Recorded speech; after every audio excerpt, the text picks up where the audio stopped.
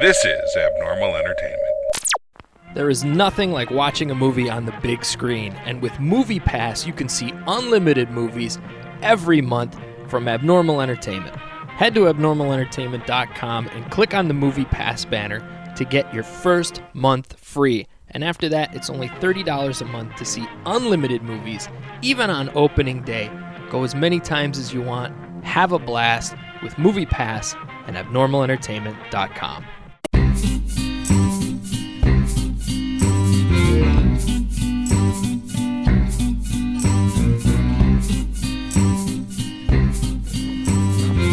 Maskerpiece Theater at Fantastic Worlds Comics. We're going to do a little bit louder. Frankie G and I attempted to do a podcast earlier. It's true. But there was a kid sleeping Right there. That's a problem. because the line was for like, volume, not for the kid, obviously. Yeah. It was there was a line to the door to meet Joe Jusko. Correct. Who's still here. Who's still here. We're hoping he can make it onto the show, but if they're busy, we're going to let him make some Whether money. he makes it or not, he's been absolutely fantastic. Yeah, we've been listening to some great stories, and it's super cool. By the way, Matt's Blogster. Handsome Jay. Frankie G. Okay. And Matt, Jihad Jim. He's around here somewhere. Raiding the comics. Right, Yeah. reading the comics. The long man. boxes, He is, man. They have tearing a it lot up. of long boxes here, too. They really do. Michael's here, too. Want to say hi, Michael? Hi, guys. Thanks for coming out. So we picked up some goodies already. Oh, we yeah. got Oh, some my God. signatures. Yeah. We had to start recording so we would stop buying So we could things. stop buying things, yeah. Because these guys say, "Oh, hey, Mass Blogster, we know that Nightwing's like your favorite, right? Yeah. Do you know they have a first appearance for less than what you were willing to pay for it before?" Like, yeah, please no. I do have a Yeah. shopping list, Yeah, so we'll be Fantastic talking. Worlds. Yeah. We have demands. I will eventually come in with a shopping list, but Yeah, I keep it Take on it my easy. notepad because my memory's garbage. you got to get that comic book inventory. It's a true story. Best app ever. I I don't think I downloaded the same one you told me about because it looked completely different than the one you had. Okay, it's called CBI. Because Matt's got it too. Matt can show you what it looks Take like a on the look at that. phone. Okay, let me Yeah. see if that is the one I downloaded. Yeah, it is really, really good. If you don't pay for it, you only get to put like 50 issues in. Yeah, it's $2.99. Yeah, exactly. So, if you're trying to keep track of your comics, do it because, and the guy that runs it, he's awesome too. Because I had an issue with I tried to save them and then put them back. Like something weird happened. User error. I'm going to go ahead and admit that. I'm shocked. Right. And you weren't So- drinking? I may have been. Okay. I probably was, but things happened, and it was like, oh, okay, well, it's not working. So I sent an email to the guy that runs the site, and he's like, oh, yeah, give me a minute. 2 minutes later, I got an email back. Oh, it looks like this. He's like, hey, put this into your app, and you tell me. And then I'm like, okay. So is that the image with the little Yep, guy that's- flying? Yeah, the little guy flying. Oh, okay. Yep. Oh, okay. Yeah, so I knew I had one of them, but I didn't. It just looked different than the one you had. Maybe it's because yours I use was the iPad. Oh, iPad. That's why okay. mine looks a little bit Aha, different. Okay. Yeah. But yeah, he gave me the other one, and lo and behold, it was perfect. There was like a space in like the titles or something, but he was able to pick it out and figure it out. And it's like, yeah, should be fine now. And yeah. So Perfect. if you have any issues, very approachable. You probably won't. I haven't had one since. yeah. I haven't drank as much since. Oh, yeah. Yeah. It's a big factor. Yeah. You know. This is probably the rubbing most my- sober we've been on the podcast collectively as a group. I would Collectively. agree. I would Collectively, yes. Yeah. Because, I mean, you and I were sober for the last grid one. Yep. I was not. Yeah, Yeah. you were not. I'll be Neither sober was for the next few episodes, Mr. actually. Moyers was not. Mr. Moyers definitely was not. No, he was double fisting Klingons. He was double fisting Klingons. Yeah, Who hasn't been there? right. And then some of the other wackiness that ensued. But this is a family establishment. We can't get into that. Correct. It is. And with the prints that he's doing the Yeah. actual covers, his variant covers. Because the variant covers are based off of the old 1960s corner boxes. Mm-hmm. Right. So that's what he did. So for those of you that are familiar with the corner box, where the price and everything was and which number it is, it's like the original image. And he's been awesome about it. It looks just like the original version of these people. Yes. And when you look at the prints that we got, like we'll have photos yeah. up for this podcast on the website. So if you're listening to this through iTunes, you're going to want to go to the Abnormal website, or actually go to the Maskerpiece Theater website. Yeah. Because we'll have the photos there from the day and everything else. So. Yeah, because what he does is he puts his name, signs it, Right. but who it's based off, like that artist's rendition of that and it's incredible. character. Yeah, so So Frank, who did you get? Because we each got one. Who was your pick? I went with what's hot right now, and that is Deadpool. It was an easy choice. There you go. And I did not have an easy choice. No, you did not. You did. Mine was. Anybody who's listened to this podcast knows I'm getting Doctor Strange. Yeah. But we had a long. What? Let's go through your thought process, Masked, because you and I were talking about it, and then Frankie came over and he was talking to you about it, and I'm sure Jim Jihad was talking to you about it. What was your thought process on who you were going to pick? Because you were in a conundrum. It was you could see it on your face. Yeah, you he were was really wearing thinking it. about it. And I'm still like, God, if I had $50, I'd buy 3 more. Problem solved. Problem solved. No, because then that would still put me in a conundrum. What kind of threw me off is the original artwork is here as well. There is original artwork, and it is vibrant. It is vivid. My goodness! But there's one of Cyclops. He's blasting with his laser beam eyes, and it's right into a mountain. It looks like. Yeah, it's like you can into see a like mountain, there's the rubble and debris, everything, like- and Yeah. it looks so Yeah. cool. But I don't really like Cyclops.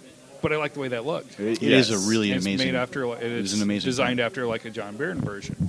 So that one was one. Moon Knight just looked cool. It sure does. Moon Knight It just looked super looked cool. really cool. And we're going to get into that in a second because I want Frank to talk about his find Absolutely. because that was a cool story.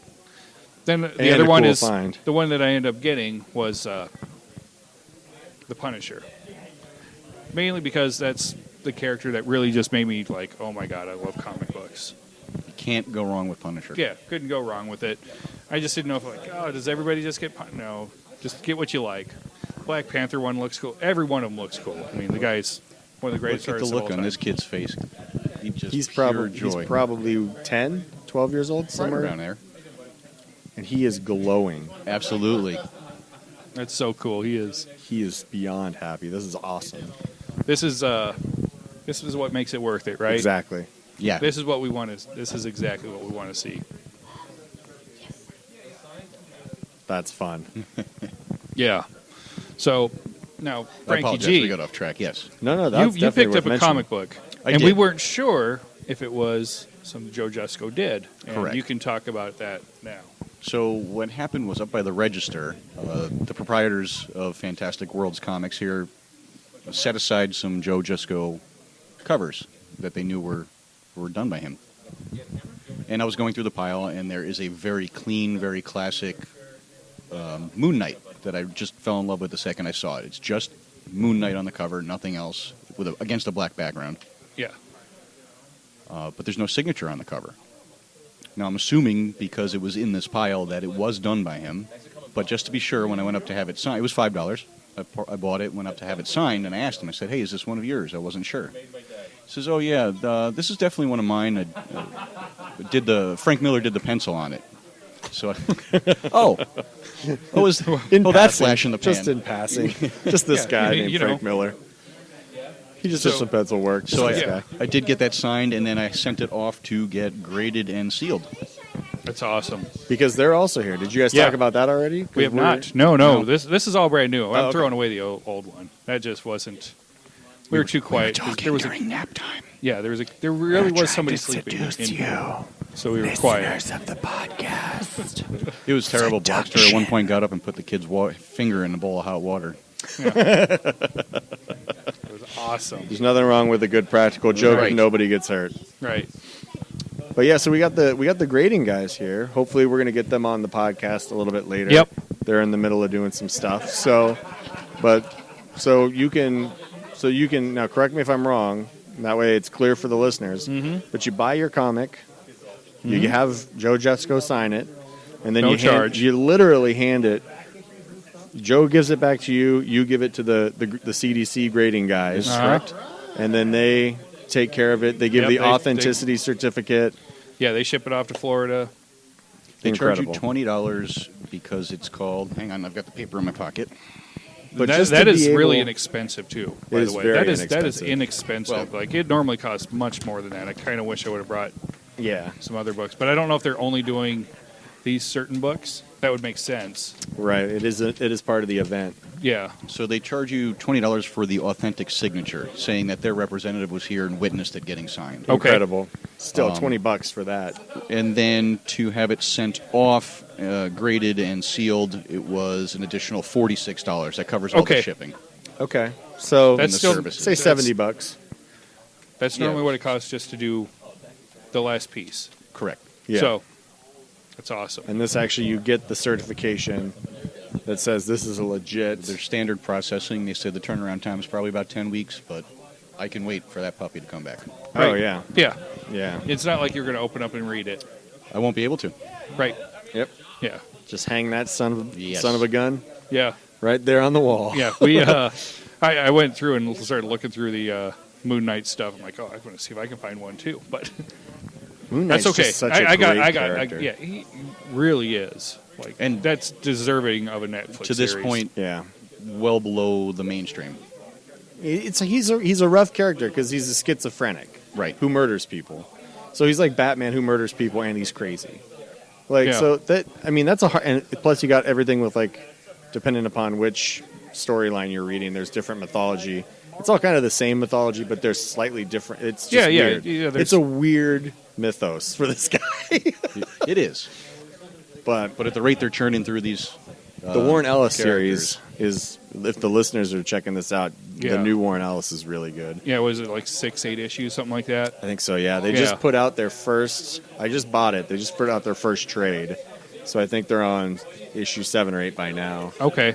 So, because the trade's just the first 6 issues combined. Sure. And Yeah, then Mark so- Spector's Moon Knight. That's a great run. I'm in the process of piecing that together. And that's more coherent than the earlier stuff. Sure. Because the earlier stuff was just stories.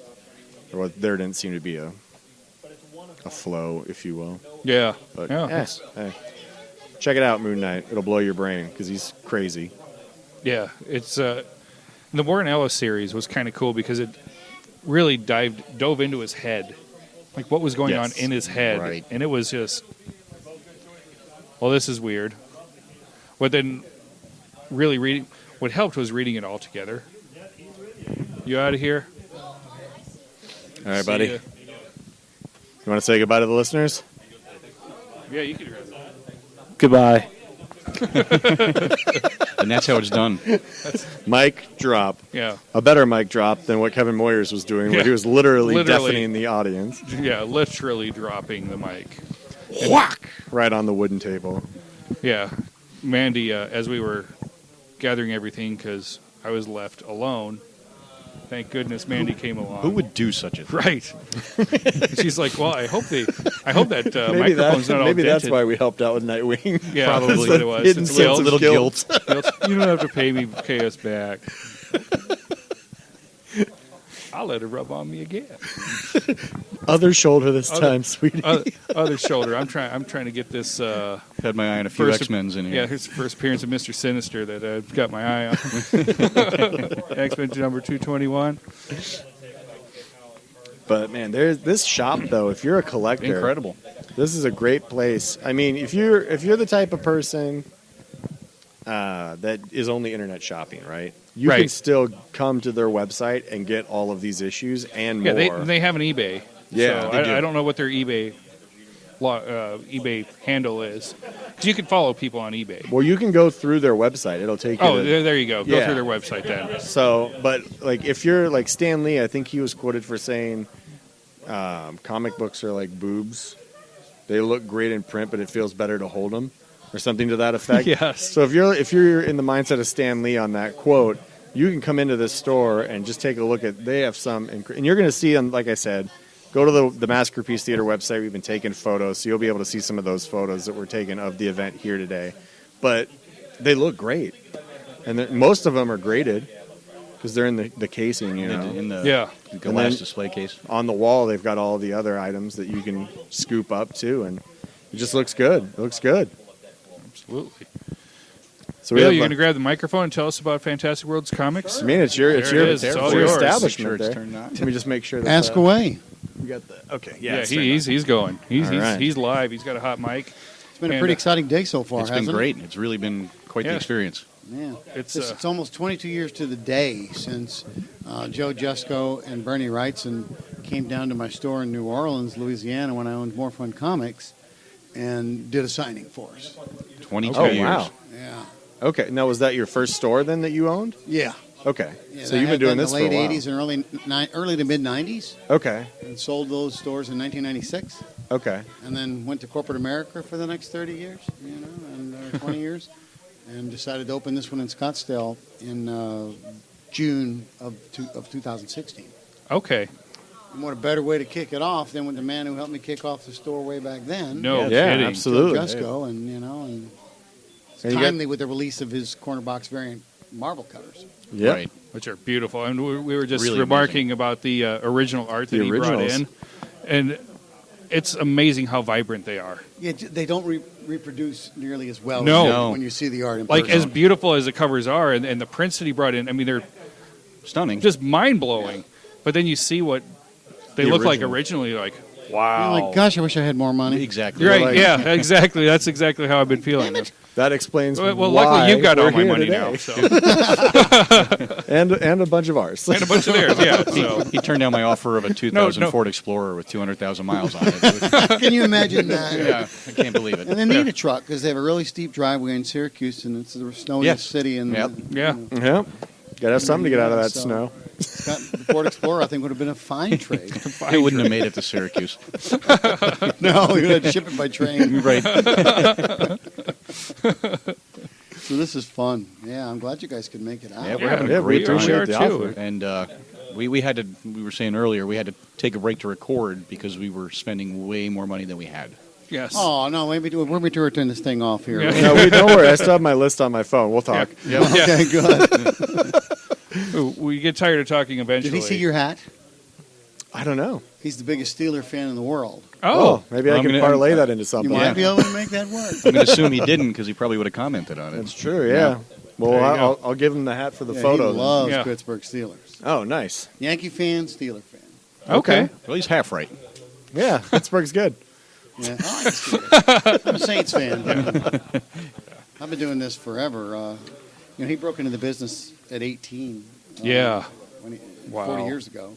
Oh, wow. And my first comic book sale, is, and I thought maybe there might actually be money to be made in comic books. Yeah. My brother and I hoarded Conan #1 in 1970.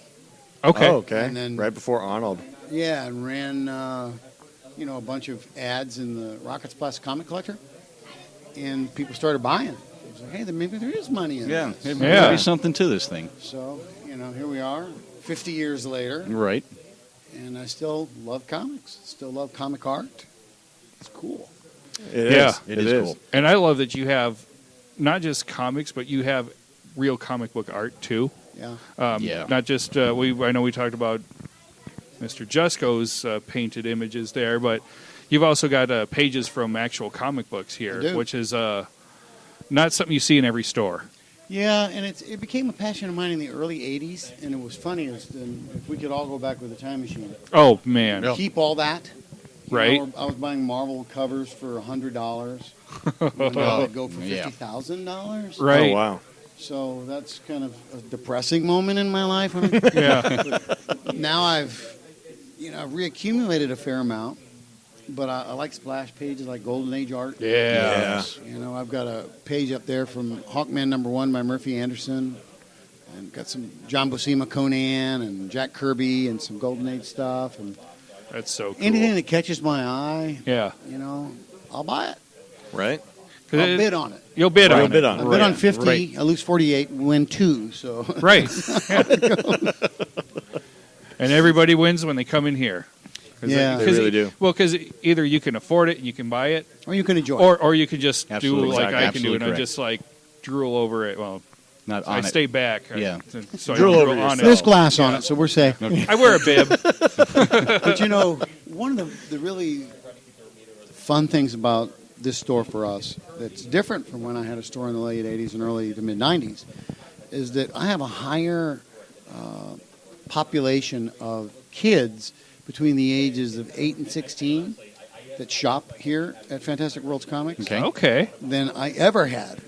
It was an adult clientele, Right. a college student clientele that I had in New Orleans. Really? Oh. Versus here. I mean, there was a kid in here a little while ago talking to Joe named Simon, and He looked Oh so my God. happy. Yeah, we he were was just blown his- away. It was right? like he was Man. at Disneyland. It Yeah, was we amazing. had to kind of stop what we were doing just to explain Just to watch what we him talk saw. about He's in there. here 3 times a week That's with his awesome. parents Nice. buying stuff, and he buys back issues. He buys the new stuff, but he's Sure. going back and buying 60s and 70s comics and reading those. And Perfect. That's There was a good. kid that came in and bought an Action 1 Comics reprint. And he came in the next week desperate to find the Action 2 reprint because it was a cliffhanger. Okay. Oh, of course, yeah, yeah, needed- yeah. Sorry, I don't have that. Right. And he Here was you're at- crestfallen. I'll see if I get you an original. Small difference in A price. little bit different price, but we'll see what we can do. But that speaks well for our hobby. Yes, it does. does. Everyone thought that digital comics would be the death of the printed comic book. Well, if guys like Simon are still trembling with anxiety when they're handing over a comic to be signed by Yes. Joe Jusko, I Right. think that says just the opposite. Yeah. Yeah. I like that there is a digital option Sure. because, hey, you can go back and you could like And not Marvel damage it. does Marvel Right, does a great exactly. job with they have an app and you can read all their old stuff. Marvel So if you want to Unlimited. read X-Men #1 and 2 and 3 and so on, you can do It's that. there. Yeah.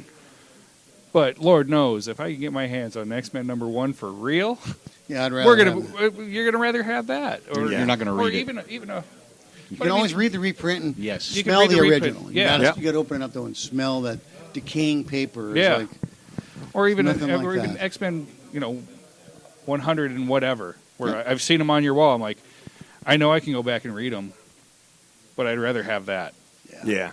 that's a great era for X-Men. Oh my God, It it was was. so good, man. I mean, that whole run from 94 to whatever, 150 or something like Yeah. that. Yeah, Just so many good Claremont stories. was Chris And- Claremont, yeah. man. Great And you know what writer. else I liked? You had a book to read. Like there was words in there, and it meant Yes. something. And that's something I have an issue with some of the newer comic books. Not all, but some. My God, yes. Where they're just not. You're flipping through. You're like, there is no dialogue in this book. It's a 5-minute read, if And that. yeah, not Just all. right on through. But there are some, and I'm like, huh. I really wish they were more like this. Like, I liked how Claremont could explain the scene. Like, Right. this is what's happening. I understand. I have one of the greatest artists of all time drawing the scene. Depicting it for you. He's depicting it, but we're going to go ahead and explain it anyway. Yeah. And Anne Rice wrote like that. And I had her as a guest at a comic show that I promoted in New Orleans just because there's such a big tie-in with vampires and stuff Mhm. like that and Yes. cosplayers. So, she came and, of course, had a huge crowd. yeah, But if you've ever read any of her kind of that trilogy, that vampire trilogy that she wrote, you felt like you could see it in your mind's eye. I mean, she described it to the lace Sure. on the doilies that are on Oh, the wow. lamp Yeah. tables, And Yeah. you're right about Claremont really making sure you understood what was going on. right. Yes. No matter, even if you still had, John Byrne, Yeah, John Byrne making Wolverine leap, but Yeah. hey, Wolverine leaps into action to stop so and so from doing this, and but What a great time to be in and around comics that we can see all of those heroes that we loved and read right. come to the screen. Oh, right now, And this right. is big amazing. budget, And it's know, done so Man. fantastically, too. and so unbelievably fantastically. I just, it makes me happy because as a kid I didn't have very many options. And, we had the Lou Ferrigno Hulk TV Yep. show. Right. We had a really bad Really bad Spider-Man. Spider-Man. Really bad Captain America with Yeah, that flimsy Bostwick or shield. something with Well, and that Yes. giant motorcycle, Keep hitting your giant computer, motorcycle helmet It's thing that he exciting. wore. And Yeah, it was the so goofy bad. Thor with the ninja Daredevil. Oh yeah, that was the Bad stuff. Incredible Hulk. And even the 80s cartoons movies. were bad. It was just that they're walking in the same background is going by every Yeah. time. Every single time. No yeah. real investment into Right. it. Just like they Well, took just panels churning it out. and somebody spoke around them, and they were horrible. Now we get to see, the Avengers and Civil War, and Yeah. you're like, Yeah, oh my, right. Well, even animated like Avengers Avengers Assemble, right? Yeah. the animated series. Even that's fantastic. Ultimate Spider-Man versus Sinister Six, Yeah. Oh, Yes. that yeah. kind of stuff. Yep. Yeah, there's Yep. so many really. Yeah, it's definitely not. Now, don't get me wrong. When I was a kid, I was right in front of that TV as soon as those came on. Every Saturday Plus, morning. You had to be there too. It wasn't just like, oh, I could just pop it on. Oh, there, look at that. That's amazing. No, you're right. I mean, I have, when Batman the kid Adventures, is that so TV, happy. and they had Mask of the Phantasm. That Oh, took Mask of the animation Phantasm. to another Oh, level. right. Still, Yeah. Mask That of got the me really Phantasm is excited. still one of my favorite Batman movies. It's one of the best. Yep. Yeah. And what's funny is, as a young kid reading in the 60s, because some people will critique later some of those artists and say, oh, they were hacks, and I don't buy into that. Nope. But the stories were so good, Yep. and the pictures told the stories for me, Yeah. that I never noticed that everybody wasn't Jack Kirby. Right. It wasn't Yeah. until later when I started to say, oh, wait a minute, that's Don Hack, Yeah. or that's Yeah. Marie Severin, or whatever. So it was fun. Yeah. I'm with you. And We were all watching yeah, the kid again. So yeah, during all You got that, a hug. that yeah, It's like this is his Disneyland. It's incredible. I know. He's just completely elated. You can see it on his face. It's Sheer joy. That was me, 43 years ago. You know what I mean? I thought you were going to say 43 Maybe. minutes ago. I don't know. We're going to see what's going on in the front of the store. Thanks, guys. Yeah, appreciate absolutely. you coming out. All right. Yeah, It's we not my appreciate last it. time on your show. Well, it will not be. It will not be. So, Uh-oh. so do we So- want to take a break? And You can speak loud. do we want to take a break? Yeah, and let's take a break and We'll come back and we'll come right We'll back. come we can back just have about Kevin do some editing. Collectively, about $100 poorer. Yeah, absolutely. You guys won't experience a break, but we will. So I know that the listeners didn't get a break, but we got a break. And I bought And- something and- else. and- You bought Jay's- something else, and then we ran Jay's spending into more money. a fantastic artist in his own right, He's got Jeremy prints Clark. up at the store. Yeah, Hey guys, how's it going?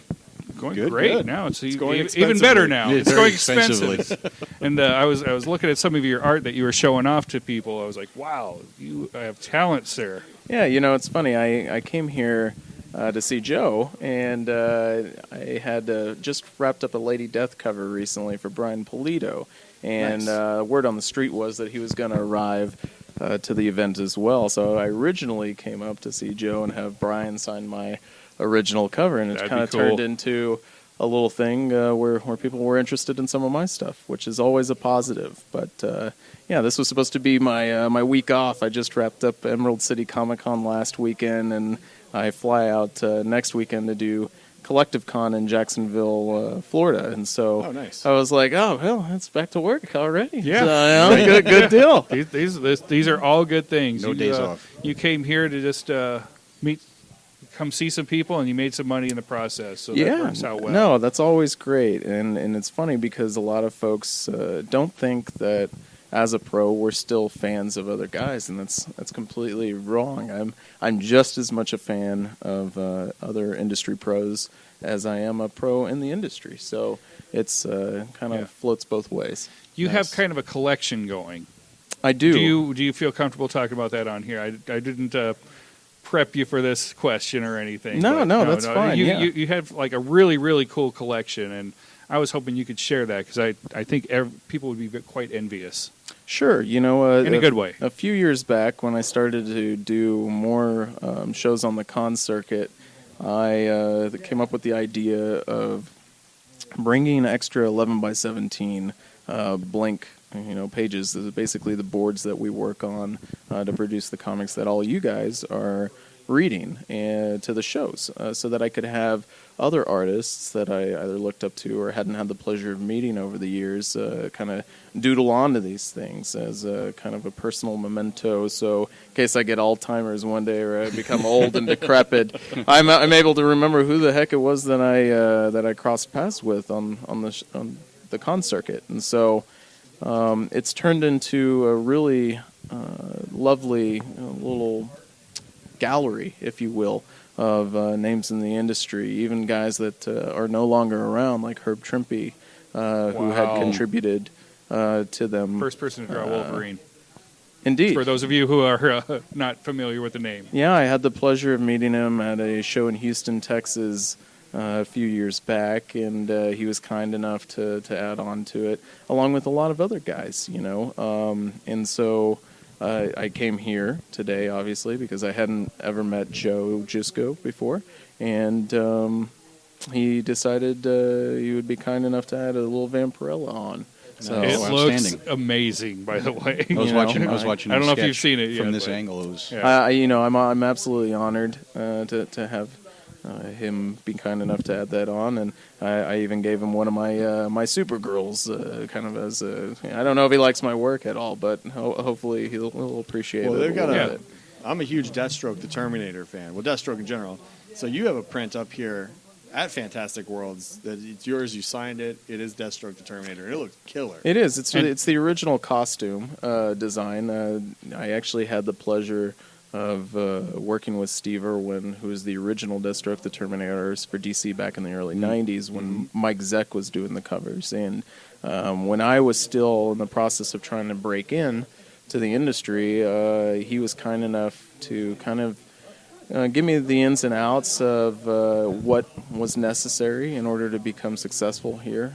He actually started out as an inker, inking Carrie Gamble, who was doing the Superman in Exile story arc back in the 80s, before he began penciling and doing the Deathstroke and Taskmaster things that you guys saw on, now. And so he was kind enough to let me kind of work on off of some of his pieces, and they developed into the prints that you guys see at the shows now. And I'm very grateful for that. And he likes them, and we're actually working on a brand new piece. He did a Teen Titans layout for me that has all the Titans kind of knocked out. They're all really battle damaged. They've been in the heat of the fight with Deathstroke, but then you have this classic Wonder Woman holding him up in the air with one arm. Oh my God! Nice. And she's the only one that's left against him, and that'll be a really cool piece that hopefully somebody will get to see sooner or later. I hope I do, because that sounds amazing. sounds great. Yeah, Yes, it does. absolutely. So what made you say, I want to draw funny books? How do I get into it?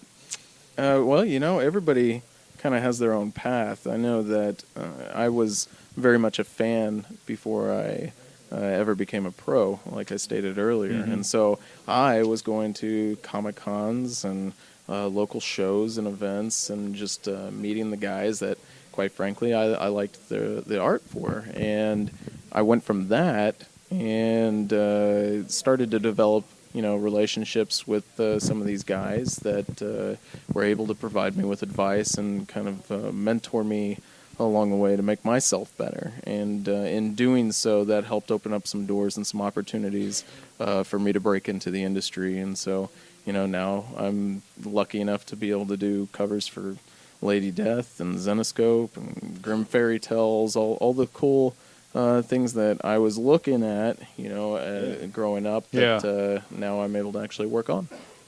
That's awesome. Amazing how much hard work it takes to get lucky. Yeah, well, I heard Joe earlier talking about a story about how he was in the right place at the right time with regards to painting, because there was only 3 guys doing it in the industry, and he can tell you this story much better than I can, because I just heard it via overshot when I was sitting next to him. But it does sometimes boil down to being at the right place at the right time and having the right people kind of help you to become what everybody hopes that you can be. Sure. But then it's up to you as the artist to put in the work. Well, sure, you I got mean, to. I mean, it's just not like, oh, hey, I'm pretty good. Somebody saw me, and now I'm a famous artist. Like, you've had to put in a lot of work, which is pretty awesome. I mean, I know you have because I saw a lot of your portfolio, and I was like, wow, you've done a lot of really cool stuff. Well, I've certainly gotten better. So some of my early stuff might not be as clean or crisp as the stuff that I'm doing now, but it definitely takes time. As is the case with everything, you don't become an expert overnight. Sure. And I'm still got a lot of learning to do, and there's always new techniques and different ways that you can approach things. And so the boundaries are always being pushed by everybody in the industry, and I think that we're pushing each other because you see another guy do something that you think is phenomenal, and then you're wanting to try to figure out a way to take it to the next level too. And by doing that, I think everybody is pushing each other, and that's how we produce better books for all of the fans that are reading them. Nice. That's awesome. And you mentioned something earlier too about a Kickstarter. Yeah, so I'm working on this new series called Transgenesis that's being penciled by Jay Sloan, and it was written by Dave Norton. And it was actually Bleeding Cool did an article on it about, I don't know, a month or two back. It was originally a DC New 52 project. Okay. And when DC ended up going with the whole rebirth, it was a project that got pushed as a result, as is the case with a number of things over time. Sometimes it doesn't quite go the way that you had originally intended it. So I actually didn't know any of that stuff about the series when I got asked to join it. I was approached by Jay to come on and do all the ink finishes on the interiors as well as the covers, and I didn't know anything about the book or the project originally. I was just like, okay, it's work. Let's make it happen. And then I, started reading these Bleeding Cool articles on it, and I was like, oh man, this was a bigger thing than I had originally known going into it. So it really forced me to kind of up the ante on my side and make sure that what I was pumping out was quality work, because I didn't want to let these guys down, especially after they had already had the heartbreak with regards to the initial launch. And so, it's actually live on Kickstarter right now. If you go to transgenesiscomic.com, it's got 6 days, I think, left on the Kickstarter. So when we post this, it's going to be 4 or 5 days. So get on it. Yeah, Help them out. So get on it. It has been fully funded, which we're very fortunate about. But there's some that's incredible. There's some really good stretch goals. Really cool looking. And there's some really nice opportunities out there. And this is a series that they're hoping will continue, obviously, in the future, especially if the fans out there like it. And I know that I'm going to keep trying to put out the best work I can, so that everybody does enjoy what they see inside the interior as well as the covers. So just one more time, just in case they missed it, what was the full name that they need to search for on Kickstarter? So if you guys go to www.transgenesiscomic.com, there will be an option on there that's got all the Kickstarter information and a link for you to click so that you can go in and donate if you like something. There's a lot of great rewards there, including physical copies of the book and original art and prints and a whole slew of things at a number of different price points. So, every little bit helps, and it's all going to go back into the cost of creating the book. So it's not like there's any sort of extra funds that are being kind of tossed around for a guy's night out. It's all going towards the book. It's an ongoing series, right? It's not like we're doing this one issue. And then I kickstarted my own personal sketchbook months ago, and that was a really fun experience. And that's cool. I hope that guys had the opportunity and liked what they got from the backers that were a part of that. So hopefully the same thing happens here. And while that is very important, it's not the only project that I'm currently working on. I still do a number of Zenescope covers for Grimm Fairy Tales and Hellchild each month that very are cool. going to be releasing here soon. And there's a new Supergirl cosplay cover variant that I just did with Mike DeBalfo. who I work on most of the Zenoscope covers with. And then we also got a few Naughty and Nice variants that I'm working on as well. So Cool. little things trickled in and sprinkled in between all the regular comic book work. How can people find you? Do you do the social media thing or anywhere that people can look for you so they can see more of your artwork online so they know what to look for when they get to their local comic book shop? Sure. It's really easy for me. I have the same handle for pretty much everything. So whether it be Twitter, Instagram, Facebook, or even my own personal website, it's all under Jeremy Clark Art. So Perfect. If you Googled that, I should pop up Yeah. as well. And so even if you forgot what everything else is, if you can remember my name Right. plus the word art, then you're golden. Then you so should be fine. It's just jeremyclarkart.com for my website, or Jeremy Clark Art for the handle on all the social medias. Cool. Makes well, it easy. there you go. So go to the Kickstarter, listeners. Don't be cheap. Donate. And then also find him online so you can follow and just keep track of what cons he's going to be at, his artwork that's going up, any other projects he's got coming down the pipe that he's excited to share with us. Yeah, I'm booked for currently 26 shows this year. Holy Four moly.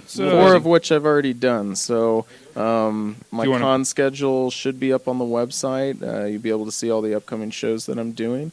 The bigger ones here this month is Collective Con in Jacksonville, Florida next weekend, and then Dallas Fan Expo, which is the big Dallas Comic Con in Texas at the end of the month. And then I've got C2E2 in Philly, and obviously all the other major metropolitan cities as well. So hopefully That's I'm in awesome. a That's great. place where you guys are listening, and you're more than welcome to come up and have me sign a bunch of stuff. I'd be absolutely happy to do that. Cool. Very Great. cool. Well, Yeah. thanks for taking Thank time you. with us today, too. I know Thank you you came so here much. to hang out. but- Yeah, no, I'll be around for a few more moments, and then hopefully we can all take off together. So Absolutely. We got a place to go. All right. We'll be back. So now we are back. I don't know if this might get its own little show, but I didn't as have to well. buy anything this time. I got away free. on that If we break. just took a break, we let one of our very, very good friends of the show, Tony Sabal, he did all the buying this time. Oh. Yes, he did. Yes, I sort of like lucked into it, like Joe Jusko. I mean, Right? I'm just staring at this Doctor Strange, comic banner. It's just like Yeah. Yeah. that's just too good. Thank these you, corner variants. Well, thank yeah. you for inviting me. Absolutely. Yeah. See, I figured I had to entice him somehow because he and I, our schedules never mixed, whatever. So, And then it I'm doesn't like, take that much to entice me. No, Quite honestly, if you I didn't like realize that. I just was like, you're just like, oh, I'm free on these We- days, we- and I'm like, I'm not. we Sabal brothers, it doesn't take a lot. Yeah, they're just like, hey, world famous comic book artist is going to be around. Oh, I probably got some issues. I'll be there. Yeah, Yeah. See you after work. I'm like, oh, okay. Well, that works out. So, for those of you that aren't in the know, we talk about Tony on the show quite a bit, Especially recently. especially Yeah. recently, because Topical. he's the reason why we used to get into Phoenix Comic Con. oh yeah, I was the holder of the golden ticket. You were. You were the Willy Wonka. I was. Yeah. Yep. Now it's all changed. It's all Yeah. different now. Now you're just So- the grandpa on the bed. Yeah.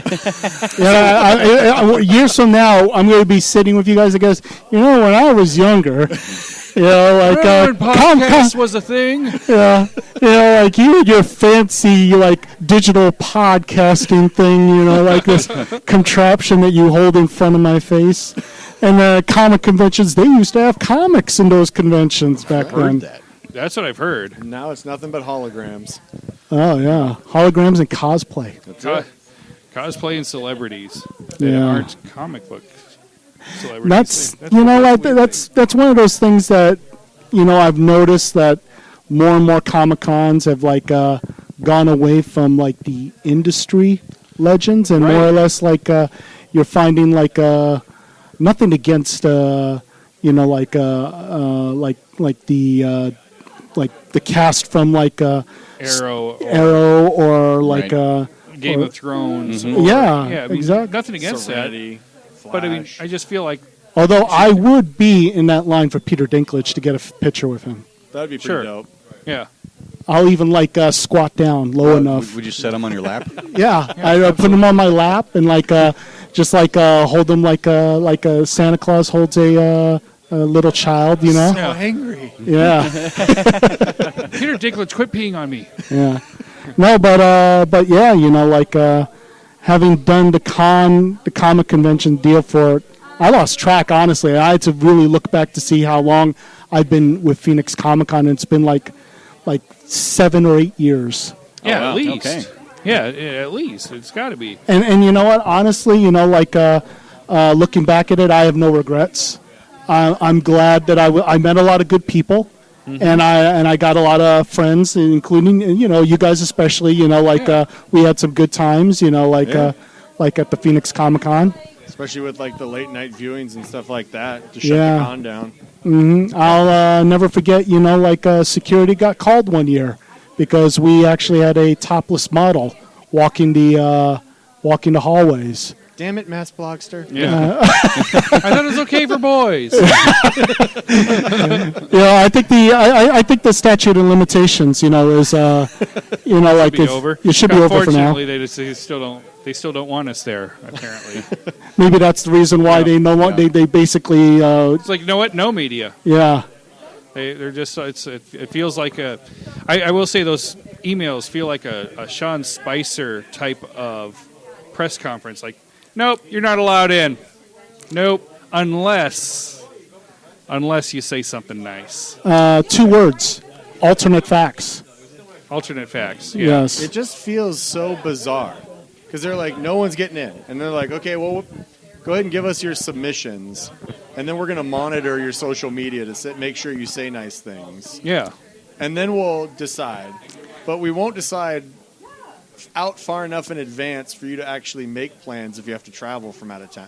It's very weird. It was a weird set of circumstances that how everything went down, because at first it was more or less like, oh, did you hear the rumor? Or it's all of a sudden it was like little rumors, like there was going to be changes, and next thing you know, then the rumors started being talked more often with more detail. Oh. And then it got to the point where we met, staff meetings, and then they basically broke the news on how things would go. Okay. And I've mentioned it. Let's talk about the news. Yeah. So just in case anybody's maybe not as familiar, because I know we've talked about it a lot, but what was the news that came out? Well, basically that the way that it was the initial bombshell announcement was that the Phoenix Comic Con would be drawing their volunteers primarily from a group known as the Blue Ribbon Army, but in a sort of way, the big fact that came out of that was that in order to be a member of the Blue Ribbon Army, you had to pay some membership fees. Right. And so, I may have said it a little bit inaccurately, but That's the basic gist. But the basic gist, of how that went down, and I really believe that the way that the announcement was made and how it was presented really was the big misstep, because I don't think anybody on the Phoenix Comic Con side really anticipated the backlash that they would get. I agree with that, because they were on the defense, because when we found out about it from a complete third-party website. Mm-hmm. Yeah, io9.com is where we got it. Yeah, it did come from Phoenix. From my understanding, that announcement, the way that it was handled was that the news broke to the public before Phoenix Comic Con could actually give their so-called official press release. Right, because they announced it to some folks, and those folks reported it, and now it's a...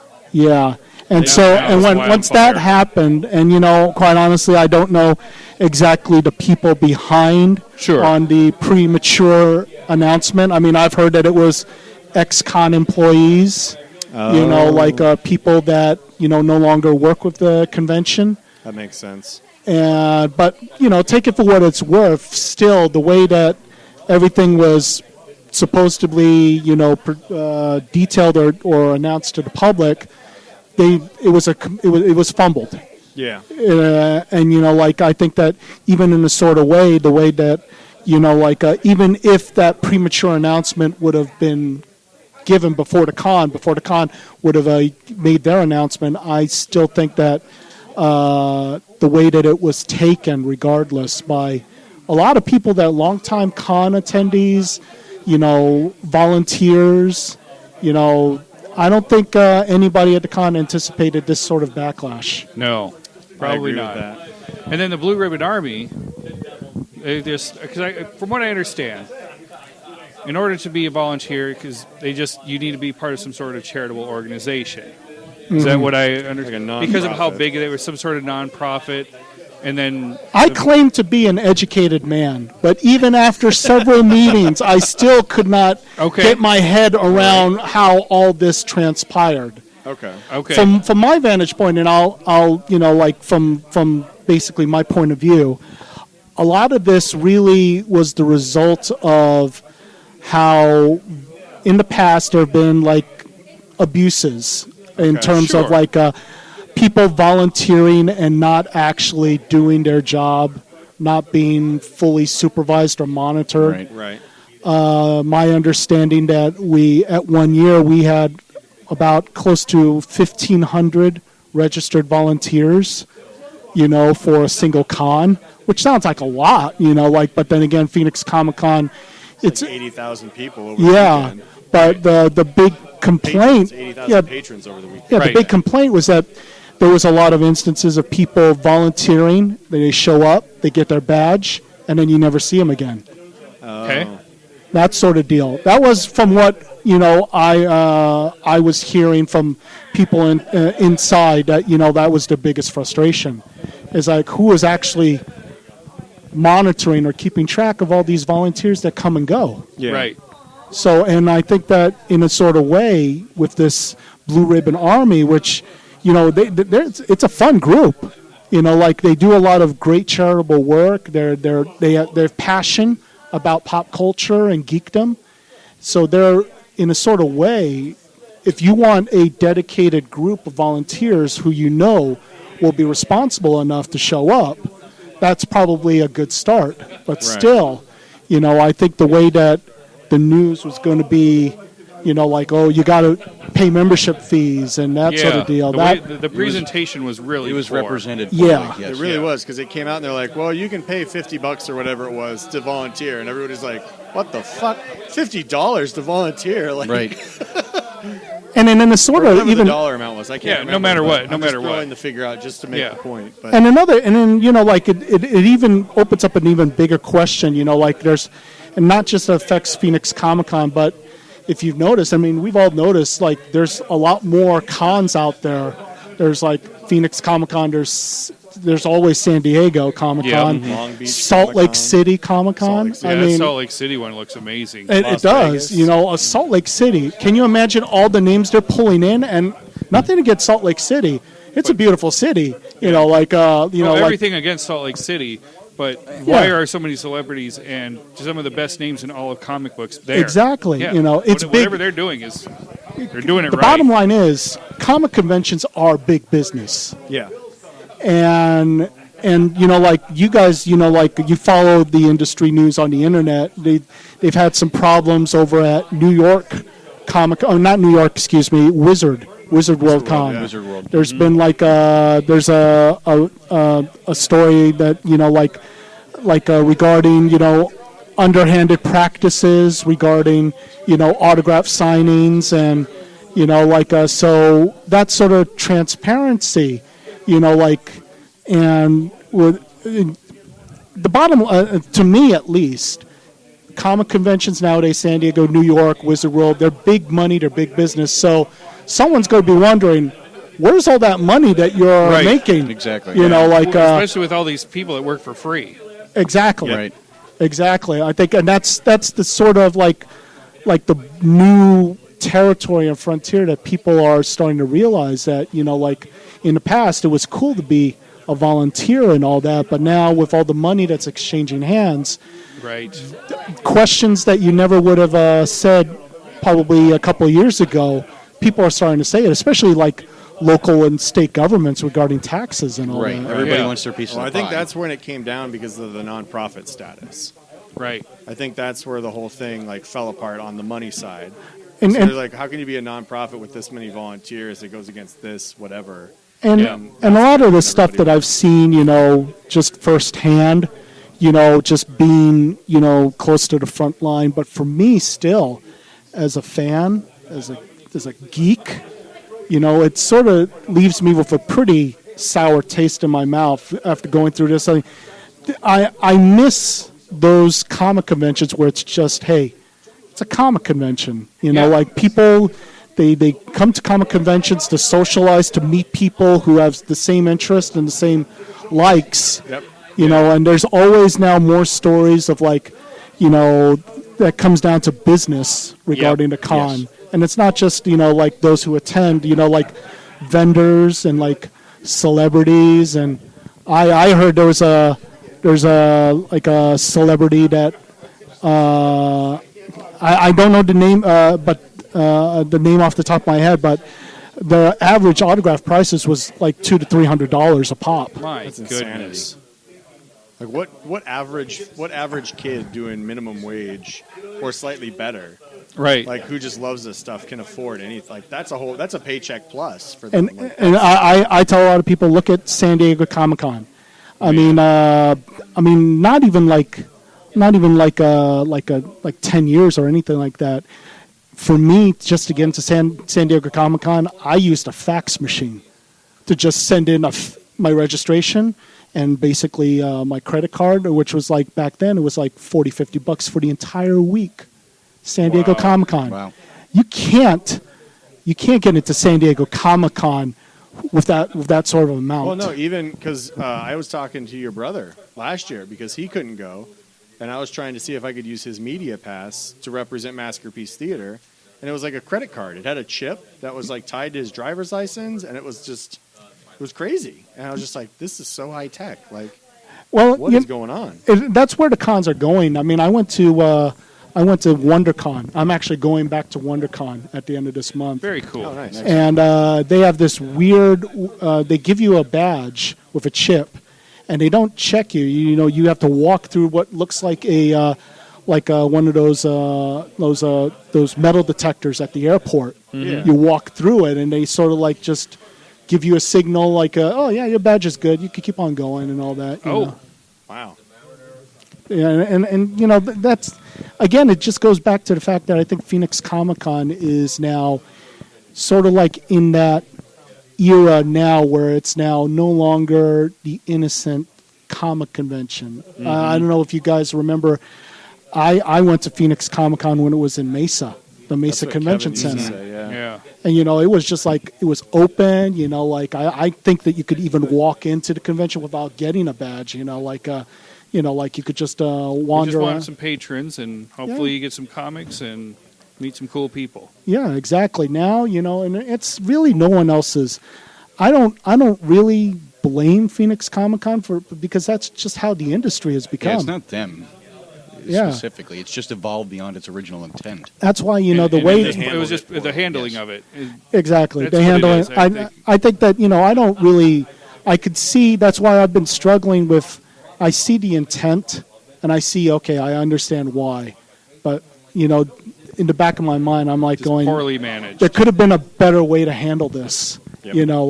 And it put myself and my staff in a pretty unusual spot because we were already working for 2017 and we're like halfway through our film festival, and then they decide to change the rules, which now I said, okay, well, now what do I do with my staff? What do I do with what do I tell the filmmakers now? What do I tell them how things are going to go from this point on? And it's funny because around this time we have like a good amount of programming, a lot of panels all set to go. As of this moment, I don't know if there's any programming. Sure. We haven't seen anything. We just keep getting announcements for people who are showing up celebrities, not for any events or anything like Yeah. that. Yeah. Yeah. And I know last year we were getting things for events. Like the Yeah. different groups that were working it would send like the press and media stuff out saying like, hey, if you guys are free, check out this event. We'll be doing it, across the street at the hotel in these areas. And I haven't seen anything for that. No. Yeah, not to make it sound like I'm kissing up to you guys, because I'll kiss up to you regardless. Sure. But I wanted to. I mean, Come back on the show anytime. it's weird. As soon as the announcement was made that okay, we're no longer going to be needing your services as a manager, your coordinators, everyone basically was we're basically no longer part of Phoenix Comic-Con. I started thinking about you guys, started thinking about Abnormal, Right. all the guys that I always could count being there on a yearly basis. Yeah. I always knew that you guys are going to be there.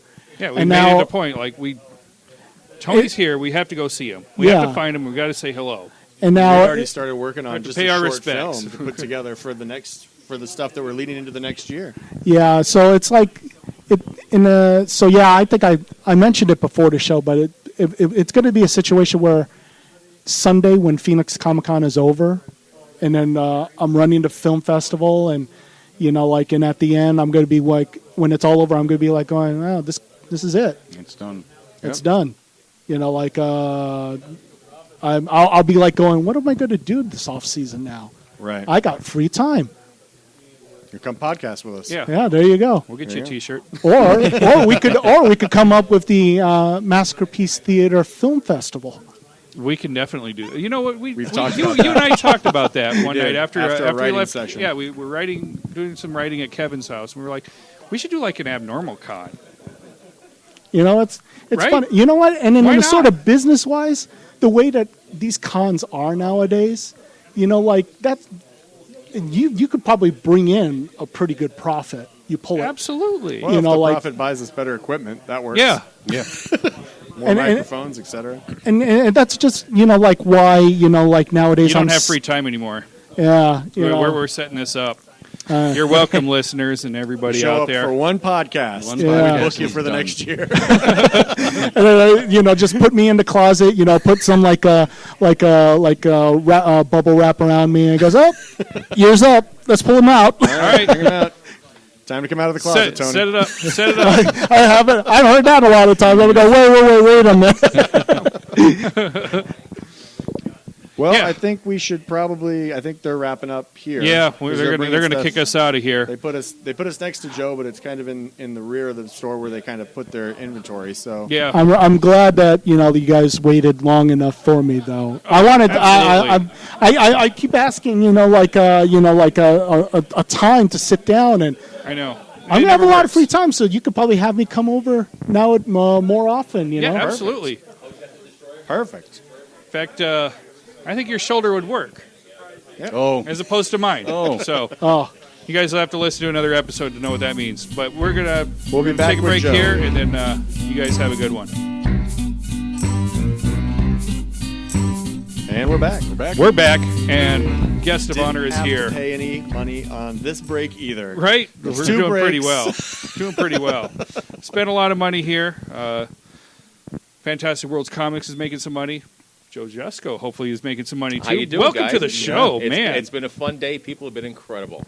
Thank you. Thank well, you. you've been thank you for incredible. showing up. We've been back here. We've heard some of the stories you're telling about how you came up and the people that you know and the people that know you. It's a pretty incredible career you're having. Well, it's hard to believe it's been almost 40 years already. It'll be 40 years. It'll be 40 years this year wow. that I've been doing this. Which really astounds me because it seems like I started yesterday.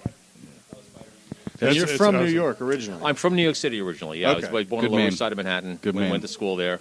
Are you a New I'm Yorker? from Poughkeepsie. Oh, there you go. Yeah. Okay. I live in Syracuse now, so I'm still in New York. Okay. Okay. Lived in Pittsburgh for a while, for about 15 years. I'm a huge Steelers fan. Been a Steelers fan since I was a kid. There we go. Yep. Go Steelers. That's right. Yeah. So tell us about. You know what? We'll just go into the. How did you get into this? That's what I think. That's what a lot of people want to know, especially because you paint. Right. This isn't just Well, any kind of thing. I mean, it's you don't look. Nobody looks like what you do on a cover of a comic book. I It's appreciate incredible. that. Thank you so much. I bought my first comics off a kid when I was 8 years old in a playground, and I bought Avengers 57 and 58, the Vision storyline by John Buscema. And I saw Buscema's work, and I just fell in love with it, even at 8 years old. And I said, well, this is what I want to do. I wanted to be John Buscema. So I spent... Who doesn't? Yeah, I know. I still do. And I just spent my childhood, copying stuff out of comic books and trying to teach myself how to draw. I ended up going to a high school in New York City called the High School of Art and Design. Okay. It's the only vocational public high school of its kind in the country that's geared toward teaching you a career in commercial art. And a lot of the teachers in that school were ex-professional magazine illustrators and painters and advertising artists. Bernie Krickstein from EC Comics fame was one of my illustration teachers in my senior year. So it was a really great school. And all through that time, I was getting set. I wanted to draw comics. Yeah. And senior year, I kind of realized that I was never going to be fast enough to do a monthly book. I love to draw, but that kind of schedule, I didn't think I'd be able to keep up with. There were guys who were natural draftsmen who could just draw anything out of their head immediately. Yeah. And I had to labor at it a little bit more. I could draw, but I had to work at it.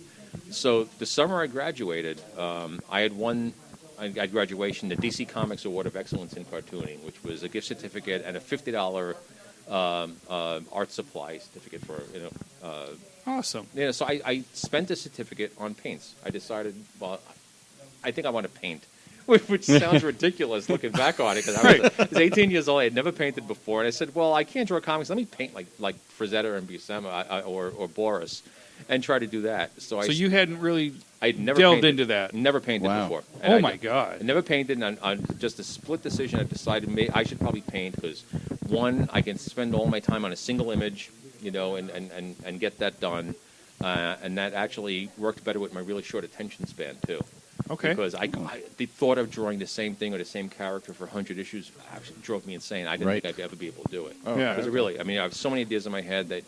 It's a lot of webbing you'd have to do if you were doing I know, really. And I get bored halfway through a painting sometimes. And I can't wait to get it done. This really is a lot of webbing. Oh my gosh! I know, and I thought I would go insane. Sure. Doing a stint on a book. So guys who did 100 issues of a comic, like Jack Kirby back then, or who did years and years on books. Oh yeah. Man, God bless him. That impresses the hell out of me, because I have no idea how I would ever have done that. But getting back to the painting thing. So that summer, I bought myself a bunch. I bought some oils. I bought some acrylics. I bought some gouache. I bought a little bit of everything, and spent that summer just playing with the paints, trying to teach myself how to paint. I did a sword and sorcery piece. I did a horror piece, and I figured I would bring these up to different companies, because the magazines were really popular back then. Right. In '77, Marvel had their magazine line. Warren had the magazine line, and I figured that I'd give that a shot. Never realizing how difficult that would probably be, to do. But that fall, and they were still in New York. I was still in New York City. Yes, I was able to go up to all the different companies. Because they were all right there. Just everything was in next door to Manhattan. each other. It's just '77. Everything was in Manhattan. Okay. So I was lucky enough to be born and raised in Manhattan. So I can go up to DC. I can go up to Marvel. I can go to Warren. They were right there. So I spent that summer teaching myself to paint, and then that fall, I guess September, October, I met Howard Chaykin in a comic book store. My friends owned a comic book shop, and I had run a comic book shop when I was in high school, a place called Black Star Comics. And so I knew these guys. They were friends of mine. Yeah. And I was hanging out in the store one day, and Chaykin walked in, and I had that portfolio with the 3 sample paintings with me. And it so happened that the owners knew Howard and introduced me to him, and he looked at the paintings, and he was looking for an assistant to work backgrounds on Empire. Remember the Empire graphic novel he did? It was one of the first fully painted graphic novels. Yes. Because his assistant had just left, and he was looking for somebody to work on it, and he hired me to work on backgrounds for stuff. So I went to work in his apartment on 26th Street, and we'd sit there every day in this little tiny room that you couldn't back your chairs up at the same time without hitting each other. Oh wow! And I did backgrounds and painted effects for him. I inked backgrounds on Cody Starbuck and some other stuff that he did. And he had sent me. He was doing it for heavy metal at the time. Okay. And he sent me up to heavy metal with those 3 sample paintings that I had, and they bought one. They bought Very cool. Well, yeah, I mean, Well, especially 18. I was it? I was 18 years Yeah. old. Yeah, the 40, and I can't get anybody by my yard. First painting, and the first painting I ever did, Heavy Metal, which was in the 70s. I don't know if you guys remember, but it was the magazine to be on back then. Of course, it was like. It was ended a up making a revelation. movie for crying out loud. Yeah, it was a revelation. Yeah. It really was. It was everybody and their mother was trying to get on the magazine, and I suddenly got a cover. Yeah. 18 years old. So once I was on, and they commissioned another one and a calendar piece for me. So I was like 18 now, and going, wow, this painting thing worked out pretty well for me. Yeah, it did well. I was Thanks for that gift I was card. a genius, boy. I was really smart. $50 worth of paint. Yeah. Thanks for the gift. Wow, this is easy. Yeah. So I was working. Once that got done, Howard said, "Well, now that you're published on Heavy Metal, I can send you to Marvel because you have some credibility now." Oh, So that works. he called the editors at Marvel and said, "I got a kid who's working for me. He gets sold the cover of Heavy Metal. He's pretty good. And they made the appointment to go up and see him, and they gave me a Star-Lord cover to work on. Oh, nice. Awesome. The very first thing I did for Marvel was a Marvel preview. I think it was the Marvel magazine? previews? Yeah. Yep. Was a Star-Lord cover. And looking back on it today, I don't know how they kept giving me work because it was just it is what it is. I had no idea what I was doing, but Well, Marvel Previews was kind of like a launching for. it was like Doctor Strange. It was their kinda introductory took in, type and we were talking thing. about that Yeah. earlier with Yeah. Iron Fist had his own. Right. So you had- it felt like you had some wiggle Then it room. became bizarre adventures and stuff. Yeah. Yep. But what was fortuitous for me was the fact that it was the late 70s. There weren't a lot of people doing painted work in comics. There were guys that obviously paperback covers and stuff, but they were now trying to compete with Heavy Metal, so they needed people who knew how to paint. And I was the closest thing they had to that, aside from Norm and Larkin, who were doing the covers up there at the time. Boris had left already, and they needed somebody to fill a spot.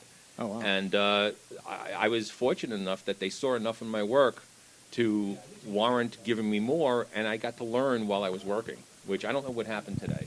It's so much more competitive today, and the industry is so much stronger than it was back then, because a lot of guys who would have gone into conventional illustration back then are going into comics today because there is no conventional illustration anymore. There are no more movie posters. There are no more. Yep. There are no more album covers. Time Magazine, Sports Illustrated, TV Guide were considered the trifecta for illustrators back then. None of them use art anymore.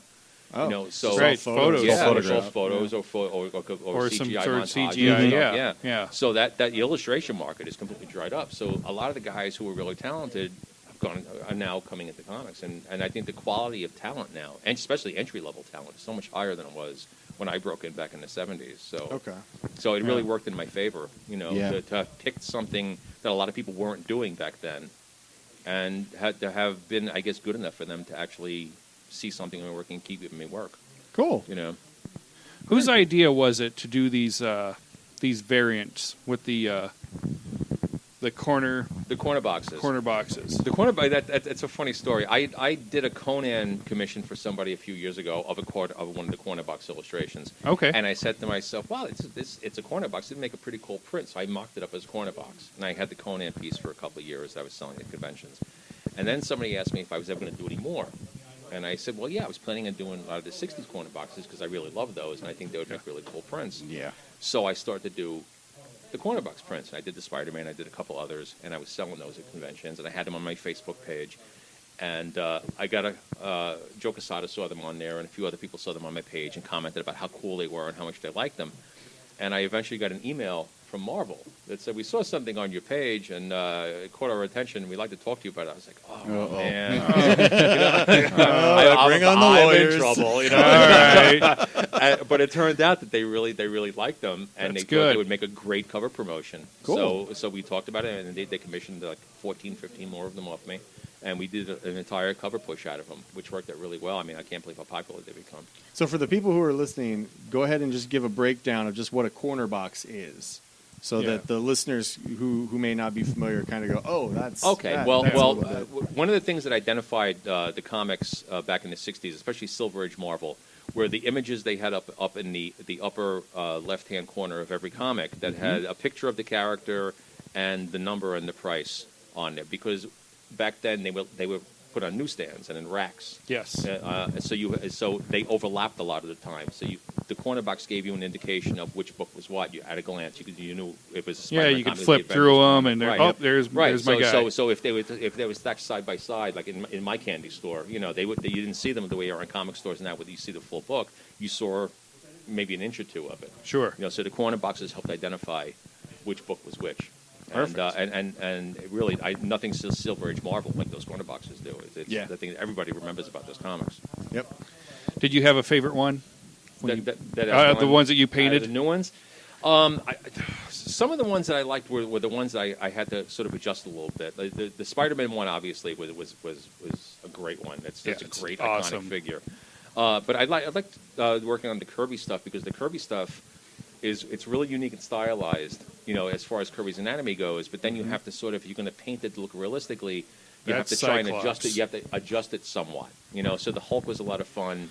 To try and keep the same proportions of what I do is I kept the silhouette of the figures as much as possible and reworked the anatomy within that silhouette. Oh, okay. So it still looks like the original piece, but the details inside it, are different. So I tried to keep the proportions as much as possible. Very to cool. keep as much of the original flavor of the figure as I could. Yeah. You see a lot of guys who do this stuff, and they reconfigure it completely, and they relight it, and they repaint it. It looks like the source material. Yeah. I wanted these to be recognizable instantly as what they were. Nice. And they are. Thank you. Yes. Yeah. Thank you. And They we turned wanted out really good. We each got one. Yeah, we each bought one. We bought a couple comic books each, and we can't thank you enough. It was an absolute pleasure meeting you. Hopefully you come to Phoenix again, or we can go to Syracuse, or however we need to do it. But thank you so much, Mr. Jusko. That sounds awesome. Thank you so much, guys. Thank you. There was a man with a gun in his hand as smoke just filled his nose, wearing a smile from the death of a child while blood splattered his clothes. One single tear from the man standing near is just what had to be done. Not just a game, but escape from the pain. He killed his only son. And now let go from here and tell his mother feel. Now all he has is his memories of his sickened child, always begging please, just do it now, take care of me. I'm all you have, now set me free. Now mommy dear, set down your drink, and don't you lay your hands on me. You've never been that good to me. Thank God I had my daddy. And why didn't you want him? Then try to save him. New baby boy with ability to be anything that he wants to be, but by the age of his early teens, one small lump altered everything. What was this about master plans? As he lay his head onto his hands, it was said, what's done is done. Shattered family with 3 minus 1. It's a happy day, and love was on its way. It was a happy day, and love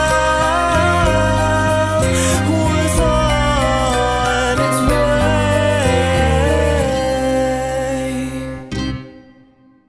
FireFan is the most fun sports app you will ever find. Make prop bets along with the game that you are watching right now for NFL, MLS, and now NBA. Go to abnormalentertainment.com, click on the FireFan banner to get 12 free tokens to start joining in. The app is available for Android and iTunes. You can join the Abnormal Entertainment League, any league you want, play against your friends, play against celebrities, or even play on your own. And when you click through the abnormalentertainment.com FireFan banner, you not only support Abnormal Entertainment and your favorite podcasts, but you find a great way to get in the game with FireFan. Do it now. Subscribe and download back episodes of Maskerpiece Theater at abnormalentertainment.com/Maskerpiece Theater. Search Maskerpiece Theater on Facebook. Email maskedblogster at maskedblogster@gmail.com. And don't forget to hashtag tweet your tits at maskedblogster. And for more podcasts, books, comics, blogs, and videos, head to abnormalentertainment.com. You've been listening to the Abnormal Entertainment Network.